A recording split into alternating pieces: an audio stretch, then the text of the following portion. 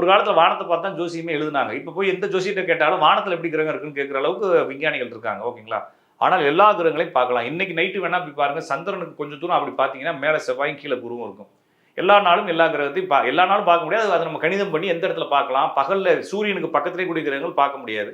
சூரியன் வந்து 5, 6 கட்டங்கள் தள்ளி இருக்கக்கூடிய கிரகங்களை பார்க்கலாம். ஒரு 2, 3 கட்டங்கள்ல பார்க்கலாம். அப்ப அந்த கிரகங்கள் எங்க இருக்குன்னு பார்க்கும் பொழுது, இப்போ ஒருத்தன் பார்க்கறதுக்கு பிரைட்டா இருக்கிறான். சரிங்களா? அவன் பார்க்கறதுக்கு பிரைட்டா இருக்கிறான்ல, இவனை எங்க விட்டாலும் நம்ம கண்டுபிடிச்சிடலாம் இல்லைங்களா? அது மாதிரி குரு என்ற கிரகம் பிரைட்டாவே இருக்கும். ஏன்னா அதுக்கு பிரதிபலிப்பு பரப்பு பெருசு.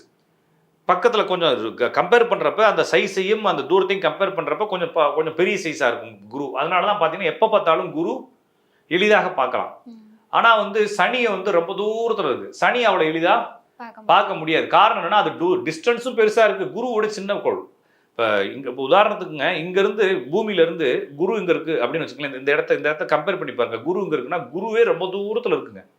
செவ்வாய் இங்க இருக்கு, புதன் சூரியன்லாம் இங்க இருக்குங்க, சூரியனே இங்க தான் இருக்கு. ஆனா குரு இங்க இருக்குங்க.